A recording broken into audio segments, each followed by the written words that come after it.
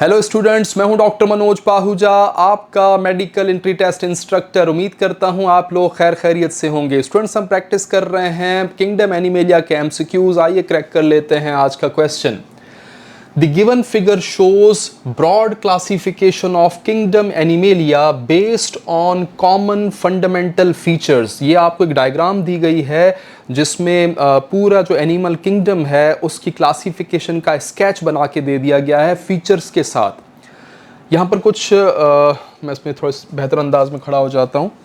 Animalia multi cellular होते हैं, फिर इनमें दो ऑर्गेनाइजेशंस हैं, सेलर लेवल पे और टिश्यू लेवल पे। सेलर लेवल का मतलब टिश्यूज़ नहीं बनाते क्योंकि वो एसिमेट्रिकल होते हैं, बॉडी की कोई सिमेट्री नहीं होती। यहाँ देखिएगा मोस्टली एसिमेट्रिकल। और एसीलोमेट्स होते हैं, बॉडी कैविटी इनमें नहीं होती। इसको एक कंसीडर किया गया है।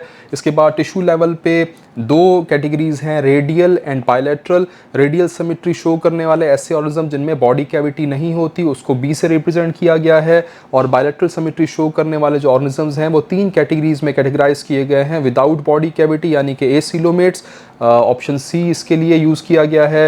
विद फॉल्स सीलोम यानी कि सूडोसीलोमेट्स, डी इसके लिए यूज़ किया गया है। और ट्रू सीलोम के साथ सीलोमेट्स होते हैं जिन्हें ई से रिप्रेजेंट किया गया है। तो ये स्केच आपको दिया गया है। क्वेश्चन जो है वो अगली स्लाइड पर है, थोड़ा सा बड़ा लंबा क्वेश्चन है इसलिए इसको मैंने आपको पहले से ब्रीफ करके बता दिया। आप चेक कर लेते हैं जो इसके ऑप्शंस वगैरह हैं वो क्या हैं या स्टेटमेंट्स कौन सी हैं। Which of the following can be true based on the information given in the figure? जो पिछली स्लाइड पे फिगर थी उसमें जो इंफॉर्मेशन दी गई है उसकी बुनियाद पे कौन सी स्टेटमेंट करेक्ट है। पहली स्टेटमेंट है स्पंजेस रिप्रेजेंट ए। स्पंजेस जिनका ताल्लुक फाइलम पोरिफेरा से होता है उसको रिप्रेजेंट किया गया है ए से। क्या ये बात सही है या नहीं, ये चेक कर लेते हैं।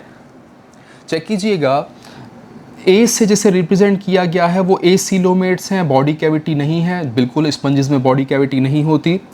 मोस्टली एसिमेट्रिकल, सबसे बड़ा फीचर जिससे आपको आइडिया हो जाना चाहिए कि फाइलम पोरिफेरा या आप स्पंजेस पढ़ रहे हैं वो है एसिमेट्रिकल नेचर, बॉडी की कोई सिमेट्री नहीं होती। तो यहाँ से वेरीफाई हो जाता है कि ए वाकई स्पंजेस है।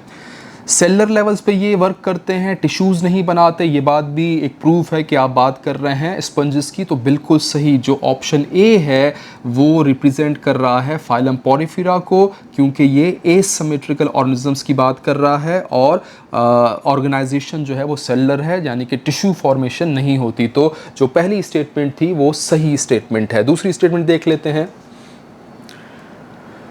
जी। दूसरी स्टेटमेंट में B includes flat worms. B के लेवल पे जो रिप्रेजेंटेशन थी वो इंडिकेट कर रही है फ्लैट वर्म्स को। चेक कर लेते हैं जी। बी के लेवल पे एसीलोमेट्स हैं तो वाकई ही जो फ्लैट वर्म्स हैं वो एसीलोमेट्स होते हैं, उनमें बॉडी कैविटी नहीं होती। दूसरा फीचर देख लें, रेडियली सिमेट्रिकल हैं। अब फ्लैट वर्म्स तो रेडियली सिमेट्रिकल नहीं होते। फ्लैट वर्म्स का ताल्लुक जो है फाइलम प्लेटीहेल्मिन्थिस से, और फाइलम प्लेटीहेल्मिन्थिस पहला फाइलम है जिसमें बायलैटरल सिमेट्री डेवलप हुई थी। तो इसका मतलब ये तो गलत हुआ। यहाँ तक तो बात ठीक थी कि बॉडी कैविटी नहीं होती, वाकई फ्लैट वर्म्स में नहीं होती, लेकिन यहाँ बात गलत हो जाती है।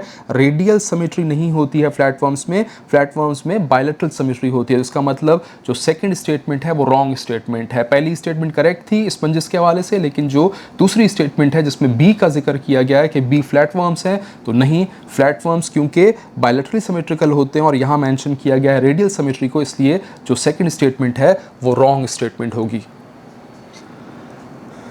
तो यहाँ पे मार्क करता जाता हूँ, जो पहली स्टेटमेंट है वो करेक्ट है, दूसरी स्टेटमेंट रॉन्ग है। तीसरी statement, animals in C are triploblastic. उस डायग्राम में सी से जिस चीज़ को रिप्रेजेंट किया गया था वो एनिमल्स ट्रिप्लोब्लास्टिक हैं। चेक कर लेते हैं जी। सी के लेवल पे जो रिप्रेजेंट किया गया है ऑर्गेनिजम्स वो होते हैं विदाउट बॉडी कैविटी एसीलोमेट्स। तो यहाँ पर बात हो रही है फाइलम प्लेटीहेल्मिन्थिस की, और ये होते हैं बायलैटरल सिमेट्री शो करने वाले ऑर्गेनिजम्स। तो बिल्कुल सही, जो बायलैटरल सिमेट्री शो करेगा वो लाजमी ट्रिप्लोब्लास्टिक होगा। कीप इन माइंड, ये साथ में कैरेक्टर्स चलते हैं। जिस फाइलम में आपको बायलैटरल सिमेट्री मिलेगी वो लाजमी ट्रिप्लोब्लास्टिक होगा। उसमें 3 जर्म लेयर्स होंगी, एक्टोडर्म, मेसोडर्म और एंडोडर्म एम्ब्रियोनिक स्टेज पे। तो ये जो सी वाली बात की गई है वो बिल्कुल एक्यूरेट है। तो इसका मतलब जो हमारी स्टेटमेंट है उसमें ये जो थर्ड स्टेटमेंट है, animals in C are triploblastic, ये सही है। पहली स्टेटमेंट सही है, तीसरी सही है, दूसरी वाली गलत थी। चौथी statement, radial symmetry is seen in adults of animals in D. उस स्लाइड में डी के लिए जो एनिमल्स यूज़ किए गए हैं उनके बारे में कहा जा रहा है कि वो रेडियल सिमेट्री शो करते हैं। तो चेक कर लेते हैं। डी के लेवल पे जो फीचर्स लिखे हुए हैं उसमें एक फीचर है विद फॉल्स सीलोम या सूडोसीलोम। तो सूडोसीलोम वाला तो एक ही फाइलम है, फाइलम नीमाटोडा, वो आपको याद होना चाहिए। फाइलम नीमाटोडा की बात हो रही है, सूडोसीलोमेट्स होते हैं और यहाँ साफ लिखा है इनमें बायलैटरल सिमेट्री होती है। वो स्टेटमेंट तो कह रही थी कि रेडियल सिमेट्री, तो गलत बात। डी वाले जो ऑर्गेनिजम्स हैं वो सूडोसीलोम के साथ है, इनमें पाई जाती है बायलैटरल सिमेट्री। बात हो रही है फाइलम नीमाटोडा की, तो जो स्टेटमेंट है वो रॉन्ग स्टेटमेंट है, चौथी वाली जी। Fourth statement, radial symmetry seen in adults of animals in D, तो ये गलत है, रेडियल नहीं बायलैटरल सिमेट्री इनमें पाई जाती है। पांचवी स्टेटमेंट को देख लें, animals in E have a complete digestive system. उस स्लाइड में ई के लेवल पे जो ऑर्गेनिजम्स दिखाए गए हैं उनमें होता है complete tube like digestive system. Complete digestive system का मतलब उसमें दो ओपनिंग्स है, माउथ एंड एनस। माउथ है फॉर इंजेशन और एनस है फॉर इजेशन या रिमूवल ऑफ द वेस्ट। तो चेक कर लेते हैं उस डायग्राम में।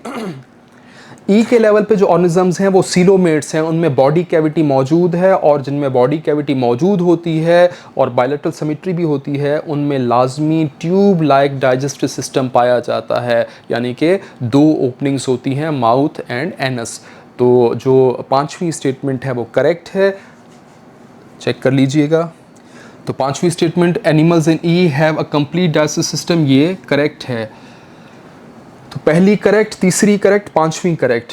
ऑप्शन ए ओनली 1, 3 एंड 5 ये करेक्ट स्टेटमेंट्स हैं, यही आपका करेक्ट आंसर है। आपने क्वेश्चन क्रैक कर लिया, ऐसे नोट कर लीजिएगा।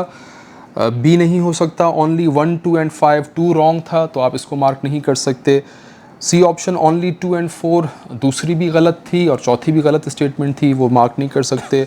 ऑप्शन डी है ओनली 1, 3 एंड 4, तो 1 तो ठीक है, 3 तो ठीक है, लेकिन 4 गलत है, तो ये भी मार्क आप नहीं कर सकते। ऑप्शन ए करेक्ट है, नोट कर लीजिएगा।